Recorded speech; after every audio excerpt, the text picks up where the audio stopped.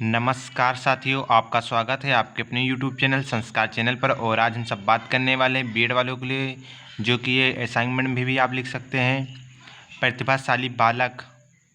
और फिर इसके बाद में हम मंदित बालक के बारे में बात करेंगे।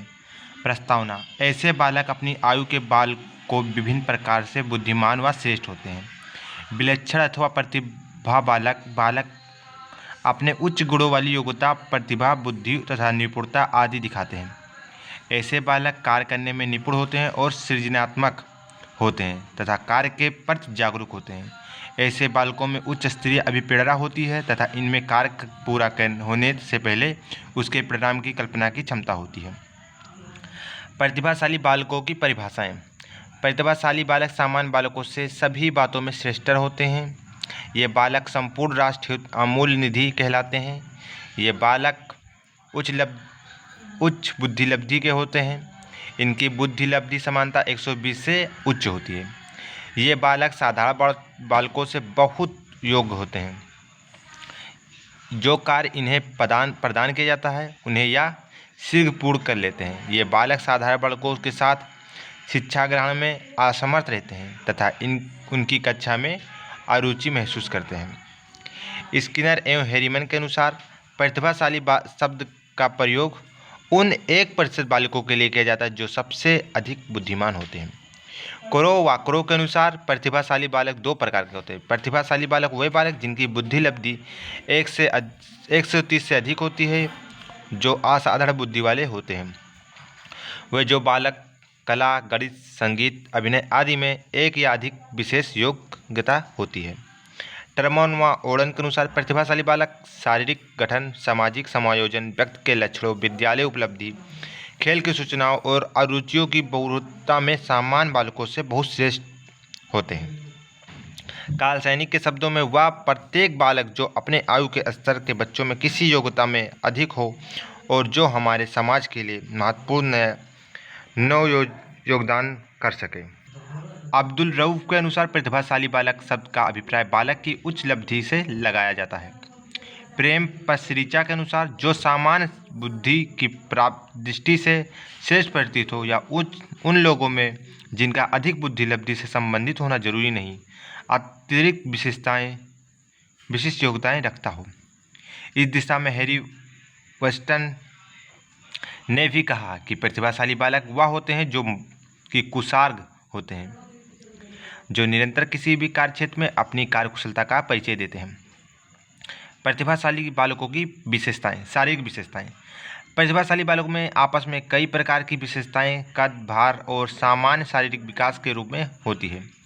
प्रतिभाशाली बालक के सामान्य बालकों की अपेक्षा 2 माह पूर्व दांत निकल आते हैं। इसी तरह एक प्रकार के वह सामान्य बालकों से 2 माह पहले चलना फिरना और बोलना शुरू कर देते हैं। टर्मन और बिटी ने प्रतिभाशाली बालकों को और उनके माता पिता के स्वास्थ्य के इतिहास का अध्ययन करने के पश्चात यह पाया कि प्रतिभाशाली बालक वह उनके माता पिता सामान्य बालकों और उनके माता पिता के अधिक स्वास्थ्य होते हैं तथा यह बालक सामान्य बालकों से भारी होते हैं। विशिष्ट बुद्धि वाले बालक में शारीरिक दोष भी बहुत कम होती है। इनकी ज्ञान इंद्रिया प्रखर होती है। प्रतिभाशाली बालकों में किशोरावस्था के लक्षण शीघ्र दिखाई देते हैं। संवेगात्मक रूप से प्रतिभाशाली बालक स्थिर और समायोजित होते हैं। इनका चरित्र और व्यक्तित्व साधारण पर दूसरे बालकों से श्रेष्ठ होता है। ये प्रायः प्रसन्न रहते हैं और सामंजस्यों का तथा कठिनाइयों की स्वतंत्रता का सामना करने को महत्व देते हैं या अधिक धैर्यवाद होते हैं। नए लोगों के साथ नए स्थानों पर नई स्थितियों में से बालकों को शीघ्र ही समायोजन कर लेते हैं। सामाजिक विशेषताएं। प्रतिभाशाली बालक क्योंकि हंसमुख व प्रसन्नचित्त रहते हैं, अतः वे सामाजिक तौर पर अधिक परिपक्व तथा सर्वप्रिय होते हैं। ऐसे बालकों घर, स्कूल तथा सामुदायिक व अन्य कार्यों की जिम्मेदारी लेना बहुत पसंद करते हैं। इनमें नेतृत्व की विशेषताएं बहुत होती हैं। सामाजिक समायोजन के 2 पक्ष होते हैं, मिलते जुलने की योग्यता और सामाजिक रूप से लाभकारी बनने की योग्यता। कई बार प्रतिभाशाली बालकों में मिलते जुलने योग्यता पाई जाती है। उनकी सृजनात्मक गतिविधियाँ उनके शारीरिक तौर पर लाभकारी होने का संकेत होता है। इन लाभकारी कार्यों में साहित्यिक रचना, शोध कार्य, खोज आदि सम्मिलित हैं। ऐसे बालक अपनी आयु स्तर से अधिक आयु के स्तर वाले बालकों को मित्र बनाना पसंद करते हैं, लेकिन खेलना वे अपने आयु स्तर के बालकों के साथ ही पसंद करेंगे। टर्मन 1925 ने 500 प्रतिभाशाली बालकों के अध्ययन के पश्चात यह निष्कर्ष निकाला कि वह अधिक ईमानदार विषय परिस्थितियों में विश्वसनीय होते हैं। इनके विचारों तथा निर्णयों में दृढ़ता होती है। लिंगीय विशेषताएं। लड़के और लड़कियों में कौन से अधिक प्रतिभाशाली होते हैं? इनका अभी तक समान संतोषजनक उत्तर नहीं प्राप्त हुआ। कई अध्ययनों में अधिक लड़कों की बुद्धिलब्धि लड़कियों से अधिक पाई जाती है। टर्मन 643 विद्यालय के बच्चों में से 121 प्रतिभाशाली लड़के और केवल 100 प्रतिभाशाली लड़कियों को ही पहचान पाए, लेकिन जेंकिंस 1936 की निग्रो जनसंख्या के अध्ययन में अधिक प्रतिभाशाली लड़कियां मिली। शैक्षणिक उपलब्धि। बौद्धिक रूप से सर्वश्रेष्ठ व्यक्ति शैक्षिक उपलब्धि को बहुत महत्व देते हैं। ये बालक उन विषयों में अधिक श्रेष्ठता प्रदर्शित नहीं करते जिनका संबंध बुद्धि से ना हो। उदाहरण दुकान का कार्य, सिलाई, कला आदि। पुरस्कार और छात्रवृत्तियां जीतने में भी प्रतिभाशाली बालक सबसे आगे रहते हैं। उदाहरण निबंध लेखन प्रतियोगिता, कक्षा का सम्मान आदि। ऐसे बालक शिक्षा के प्रत्येक क्षेत्र में अधिक उपलब्धियां प्राप्त करते हैं। पढ़ाई लिखाई में भी अधिकतर साधारण बालकों से श्रेष्ठ होते हैं, क्योंकि इनमें उनकी वास्तविक रुचि होती है। ज्ञान प्राप्त करने में अधिकतर रुचि लेते हैं। प्रतिभाशाली बालक साहित्य, विज्ञान, व्याकरण, गणित, इतिहास, भूगोल आदि विषयों में अध्ययन द्वारा श्रेष्ठ घोषित होते हैं। उपलब्धि और बुद्धि सहसंबंध ऐसे बालकों में अत्यधिक मिलेगा। सहगामी क्रियाएं। प्रतिभाशाली बालक खेलों में बहुत रुचि लेते हैं। ये अपने से अधिक आयु के बच्चों में खेलना अधिक पसंद करते हैं। कम आयु के बच्चों के साथ वे कम समय व्यतीत करते हैं। प्रतिभाशाली बालक उन खेलों और क्रियाओं में अधिक रुचि लेते हैं जिनमें मानसिक परिपक्वता की आवश्यकता होती है। लेमन और बिट्टो के अनुसार प्रतिभाशाली बालक लड़कियां अधिक खेल गतिविधियों में व्यस्त रहती हैं। लड़कों के बारे में यह बात विपरीत होती है। इसके अनुसार प्रतिभाशाली बालक शारीरिक खेलों में कम रुचि लेते हैं या पढ़ाई लिखाई के कार्यों में अधिक रुचि लेते हैं। व्यक्तिगत विशेषताएं। प्रतिभाशाली बालक सहयोगी होते हैं। ये सुझावों में मानने के लिए तैयार रहते हैं। इनका सामाजिक समायोजन सामान्य बालकों की अपेक्षा अधिक होता है। ये प्रतिभावान बालकों की कक्षाओं को उनके सहगामी अधिक पसंद करते हैं। इनमें हास्य विनोद का स्वभाव अधिक होता है। प्रतिभाशाली बालकों की संवेगात्मक स्थिरता उनकी पौढ़ावस्था में भी निरंतर बनी रहती है। सामाजिक और सांस्कृतिक पृष्ठभूमि। प्रतिभाशाली बालकों के परिवारों का सामाजिक आर्थिक समाज से ऊपर होता है। प्रतिभाशाली बालकों का माता पिता सामान्य जनसंख्या से अधिक शिक्षित होते हैं। ऐसे बालक के घर मोहल्ले पड़ोसियों के घरों से श्रेष्ठ होते हैं। बौद्धिक विशेषताएं। ऐसे बालकों में ज्ञान की जिज्ञासा, मौलिकता, दृढ़ इच्छा, हास्य विनोद का स्वभाव तथा सम्मान बुद्धि सामान्य बालकों से अधिक होता है। प्रतिभाशाली बालक मानसिक रूप से सामान्य बालक से श्रेष्ठ होते हैं। इनमें तर्क करने की योग्यता अधिक होती है। निषेधात्मक विशेषताएं। प्रतिभाशाली बालक कई बार लापरवाही हो जाते हैं। ऐसे बालकों की रुचि दूसरे की आलोचना करने में अधिक तेजी होती है। वह कई बार अभिमानी प्रकार के होते हैं और दूसरों से ईर्ष्या भी इनमें होने लगती है। इस श्रेणी के बालक में बड़े नटखट और शोर मचाने वाले होते हैं। इसके बाद हम बात करेंगे मानसिक रूप से पिछड़े बालक। मानसिक मंदता कोई मानसिक बीमारी अथवा पागलपन नहीं है, बल्कि मानसिक विकास की ऐसी अवस्था है जिसमें बच्चों का बुद्धि विकास औसत बुद्धि वाले बालकों में कम होता है। ऐसे बच्चों को मंदबुद्धि बालक कहा जाता है। मंदबुद्धि बालकों की बुद्धिलब्धि साधारण बालकों की बुद्धिलब्धि से कम होती है। मानसिक मंदता का अर्थ। मानसिक मंदता के अंतर्गत ऐसे बच्चे आते हैं जिनमें औसत से कम मानसिक योग्यता पाई जाती है, लिहाजा वे मंद गति से सीखते हैं।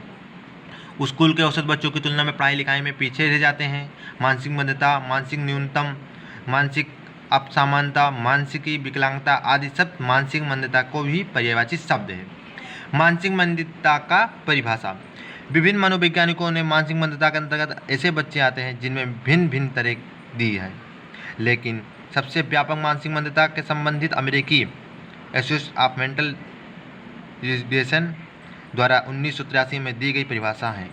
इनके अनुसार मानसिक मंदता स्पष्ट रूप से औसत से कम ऐसी बौद्धिक प्रक्रिया जिसके परिणाम अनुकूली व्यवहार में सगामी अपसामान्यता पाई जाती है, या तो सगामी अपसामान्यता से जुड़ी होती है और जो कि विकासात्मक अवधि के दौरान अभिव्यक्त होती है। निःशक्त व्यक्ति अधिनियम 1955 की धारा द और राष्ट्रीय न्याय अधिनियम 1999 की धारा द छः के तहत मानसिक मंदता को परिभाषित किया गया। इसके मुताबिक मानसिक मंदता से किसी व्यक्ति के मस्तिष्क का अवरुद्ध या अपूर्ण विकास की दिशा अभिप्रेत है, जो विशेष रूप से बुद्धि की अपसामान्यता अभिलक्षित होती है। ट्रेट गोल्ड के शब्दों में मानसिक दुर्बलता एवं एक प्रकार का एकमात्र के अपूर्ण मानसिक विकास की स्थिति है, जिसके कारण व्यक्ति निरीक्षण, नियंत्रण तथा बाह्य प्रश्न आश्रय से मुक्त अपना अस्तित्व बनाए रखने की दृष्टि से अपने आप को अपने सहयोगियों के साथ सामान्य परिवेश में अनुकूलित करने में असमर्थ पाता है। बेंडा के शब्दों में मानसिक दोष वाला व्यक्ति वह है जो अपने आप को तथा अपने क्रियाकलापों को व्यवस्थित करने में असमर्थ होता है या उससे यह सब सीखना पड़ता है तथा जिसको स्वयं के और समुदाय के कल्याण के लिए निरीक्षण, नियंत्रण तथा देखभाल की आवश्यकता होती है।